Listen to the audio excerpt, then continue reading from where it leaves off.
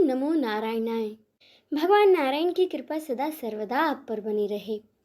आज से रोजाना पूरे ज्येष्ठ माह हम विष्णु पुराण में वर्णित कथाएं आपके लिए लाएंगे। अगर आप इन कथाओं को सुनना चाहें तो सुन सकते हैं। तो चलिए आज की कथा शुरू करते हैं। श्री पराशर ऋषि मैत्रेय जी से कहते हैं कि हे महामुने, मैंने अब तक तुमसे ब्रह्मा जी के तामस सर्ग का वर्णन किया है। अब मैं रुद्र सर्ग का वर्णन करता हूँ, सो सुनो। कल्प के आदि में अपने समान पुत्र उत्पन्न होने के लिए चिंतन करते हुए ब्रह्मा जी की गोद में नील लोहित वर्ण के एक कुमार का प्रादुर्भाव हुआ। हे द्विजोत्तम, जन्म के बाद ही वह बालक जोर जोर से रोने लगा और इधर उधर दौड़ने लगा। उसे रोता हुआ देख ब्रह्मा जी ने उससे पूछा कि तू क्यों रोता है। तब उसने कहा कि मेरा नाम रखो। तब ब्रह्मा जी बोले, हे देव, तुम्हारा नाम रुद्र है, अब तुम मत रो, धैर्य धारण करो। ऐसा कहने पर वह बालक 7 बार और रोया। तब भगवान ब्रह्मा जी ने उसके 7 नाम और रखे तथा उन 8 के स्थान स्त्री और पुत्र भी निश्चित किए। हे द्विज, प्रजापति ब्रह्मा ने उसे भव, सर्व, ईशान, पशुपति, भीम, उग्र और महादेव कहकर संबोधित किया। यही उसके नाम रखे तथा इनके स्थान भी निश्चित किए। सूर्य, जल, पृथ्वी, वायु, अग्नि, आकाश, दीक्षित ब्राह्मण और चंद्रमा, ये क्रमश उनकी मूर्तियां हैं। हे द्विज श्रेष्ठ, रुद्र आदि नामों के साथ उन सूर्य आदि मूर्तियों का क्रमश सुरवचला, उषा, विकेशी, अपरा, शिवा, स्वाहा, दिशा, दीक्षा और रोहिणी नाम की पत्नियां हैं। हे महाभाग, अब उनके पुत्रों के नाम सुनो। उन्हीं के पुत्र और पौत्रादिकों से शुक्र, लोहितांग, मनोजव, स्कंद, सर्ग, संतान और बुध, ये क्रमश उनके पुत्र हैं। ऐसे भगवान रुद्र ने प्रजापति दक्ष की पुत्री सती को अपनी भार्या के रूप में स्वीकार किया। हे द्विज श्रेष्ठ, उस सती ने दक्ष पर कुपित होने के कारण अपने शरीर का त्याग किया था। फिर उन्हीं सती ने पर्वतराज हिमालय और देवी मैना के यहाँ जन्म लिया। भगवान शंकर ने एक बार फिर उन्हीं उमा से विवाह किया। भृगु द्वारा ख्याति ने धाता और विधाता नामक 2 देवताओं को तथा लक्ष्मी को जन्म दिया, जो कि भगवान विष्णु की पत्नी हुई। श्री मैत्रेय जी बोले, भगवान, सुना जाता है कि लक्ष्मी जी तो अमृत मंथन के समय क्षीर सागर से उत्पन्न हुई थी। फिर आप ऐसा कैसे कहते हैं कि वे भृगु की पुत्री हैं। श्री पराशर मुनि बोले, हे द्विजोत्तम, भगवान का कभी संग न छोड़ने वाली जग जननी लक्ष्मी जी तो नित्य ही हैं। और जिस प्रकार श्री विष्णु भगवान सर्वव्यापक हैं, वैसे ही ये देवी भी सर्वव्यापक हैं। विष्णु अर्थ है तो ये वाणी है, हरि नियम है तो लक्ष्मी जी नीति हैं, भगवान विष्णु बोध हैं तो ये बुद्धि हैं, तथा वे धर्म हैं तो ये सत्क्रिया हैं। हे मैत्रेय, भगवान जगत के सृष्टा हैं तो लक्ष्मी जी सृष्टि हैं। भगवान काम हैं और लक्ष्मी जी इच्छा हैं। वे यज्ञ हैं तो ये दक्षिणा हैं। हे द्विजोत्तम, भगवान विष्णु अगर शंकर हैं तो श्री लक्ष्मी जी गौरी हैं, तथा हे मैत्रेय, श्री केशव सूर्य हैं तो कमलवासिनी लक्ष्मी जी उनकी प्रभा हैं। श्री पराशर जी आगे कहते हैं, हे मैत्रेय, तुमने इस समय मुझसे जिसके विषय में पूछा है वह श्री संबंध लक्ष्मी जी का इतिहास मैंने भी मरीचि ऋषि से सुना था, वह मैं तुम्हें सुनाता हूँ। एक बार भगवान शंकर के अंशावतार श्री दुर्वासा जी पृथ्वी तल में विचर रहे थे। घूमते घूमते उन्होंने विद्याधरी के हाथों में सनातन पुष्पों की एक माला देखी। हे ब्राह्मण, उसकी गंध से सुवासित होकर वह वनवासियों के लिए अति सेवनीय हो रहा था। तब उन उन्मत्त वृत्ति वाले विप्रवर ने वह सुंदर माला देखकर उसे उस विद्याधर से मांग लिया। उनके मांगने पर उस बड़े बड़े नेत्रों वाली कृशांगी विद्याधरी ने उन्हें आदर पूर्वक प्रणाम कर वह माला दे दी। हे मैत्रेय, उन उन्मत्त वेशधारी विप्रवर ने उसे लेकर अपने मस्तक पर डाल लिया और पृथ्वी पर विचरने लगे। इसी समय उन्होंने उन्मत्त ऐरावत पर चढ़कर देवताओं के साथ आते हुए इंद्र को देखा। उन्हें देखकर मुनि दुर्वासा ने उन्मत्त के समान वह मतवाले भौरों से गुंजायमान माला अपने सिर पर से उतारकर देवराज इंद्र के ऊपर फेंक दी। देवराज ने उस माला को लेकर ऐरावत के माथे पर डाल दिया। उस समय वह माला ऐसी सुशोभित हुई मानो कैलाश पर्वत के शिखर पर श्री गंगा जी विराजमान हो। उस मंदोमत हाथी ने उसकी गंध से आकर्षित होकर उसे सूंड से सूंघकर पृथ्वी पर फेंक दिया। हे मैत्रेय, यह देखकर मुनि श्रेष्ठ दुर्वासा जी अति क्रोधित हुए और देवराज इंद्र से इस प्रकार बोले। दुर्वासा जी ने कहा, अरे ऐश्वर्य के मद से चूर इंद्र, तू बड़ा ढीठ है। तूने मेरी दी हुई संपूर्ण सौभागी धाम माला का कुछ भी आदर नहीं किया। अरे तूने तो प्रणाम करके बड़ी कृपा की। अरे मूढ़, तूने मेरी दी हुई माला का कुछ भी मूल्य नहीं किया, इसीलिए तेरा वैभव इसी क्षण नष्ट हो जाएगा।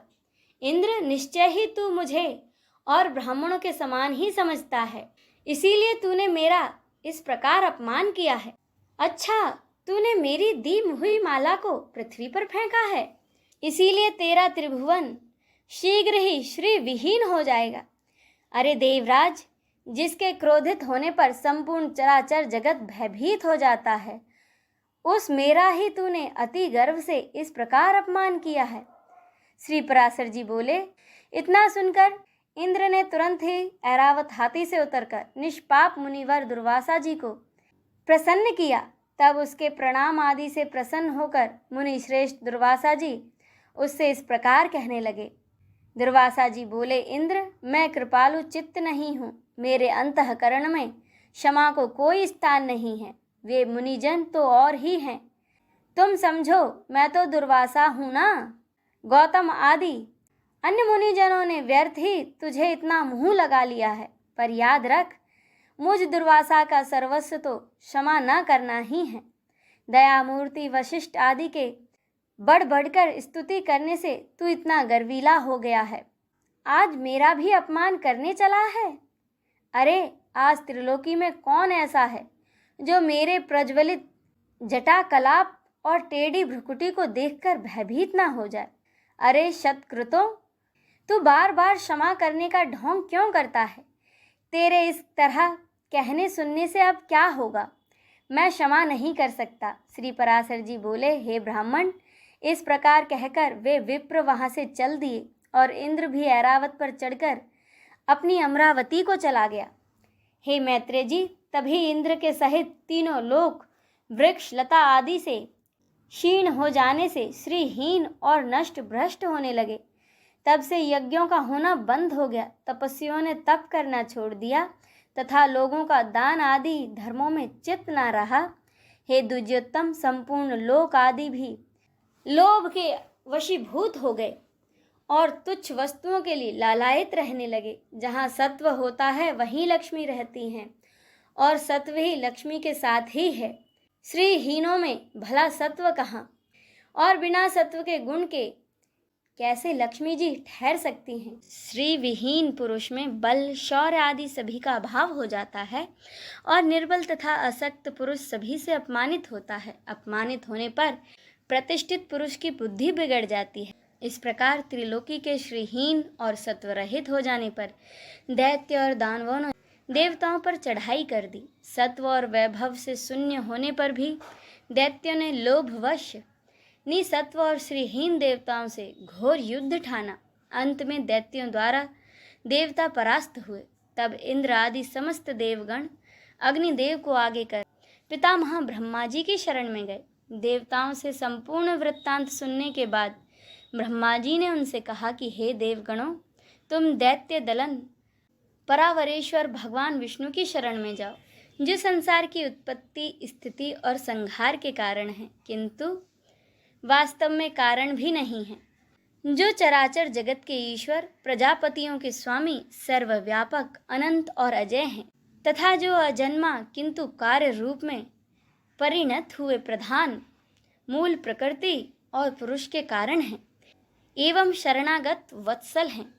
शरण में जाने पर वे अवश्य तुम्हारा मंगल करेंगे। श्री पराशर जी बोले, हे मैत्रेय, संपूर्ण देवगणों से इस प्रकार कहकर लोक पितामह ब्रह्मा जी भी क्षीर सागर के उत्तरी तट पर गए। वहां पहुंचकर पितामह ब्रह्मा जी ने समस्त देवगणों के साथ परावरनाथ भगवान विष्णु की अति मंगलमय वाक्यों से स्तुति की।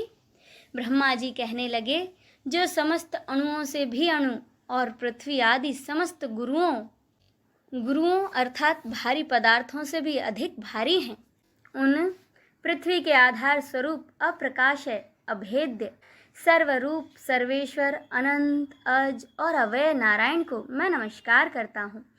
मेरे सहित संपूर्ण जगत जिसमें स्थित है, जिससे उत्पन्न हुआ है, और जो देव सर्वभूतमय हैं तथा जो प्रधान आदि से भी परे हैं, जो पर पुरुष से भी पर हैं, मुक्ति लाभ के लिए मोक्ष कामी मुनिजन जिनका ध्यान धरते हैं, तथा जिस ईश्वर में सत्वादि प्रकृति गुणों का सर्वथा अभाव है, वह समस्त शुद्ध पदार्थों से भी परम शुद्ध परमात्मा स्वरूप आदि पुरुष हम पर प्रसन्न हो। जिस शुद्ध स्वरूप भगवान की शक्ति, कला, काष्ठा और मुहूर्त आदि काल क्रम का विषय नहीं है, वे भगवान विष्णु हम पर प्रसन्न हो। जो शुद्ध स्वरूप होकर भी उपचार से परमेश्वर अर्थात लक्ष्मीपति कहलाते हैं, और जो समस्त देहधारियों के आत्मा हैं, वे श्री विष्णु भगवान हम पर प्रसन्न हो। जो कारण और कार्य रूप हैं तथा कारण के भी कारण और कार्य के भी कार्य हैं, वे श्री हरि हम पर प्रसन्न हो। तथा जो जगत के कारण का कारण और उसके कारण के कारण और उसके कारणों के कारण के कारणों का भी हेतु है, उस परमेश्वर को हम प्रणाम करते हैं, जो भोक्ता और भोग्य, सृष्टा और सृज्य तथा कर्ता और कार्य रूप स्वयं ही हैं। उस परम पद को हम प्रणाम करते हैं, जो विशुद्ध बोध स्वरूप, नित्य, अजन्मा, अक्षय, अविकारी है। वही विष्णु का परम पद है, जो न तो स्थूल है, न सूक्ष्म और न किसी अन्य विशेषण का विषय है। वही भगवान विष्णु नित्य निर्मल परम पद हैं, हम उनको प्रणाम करते हैं। अब इससे आगे की कथा का रसपान हम अगले अध्याय में करेंगे।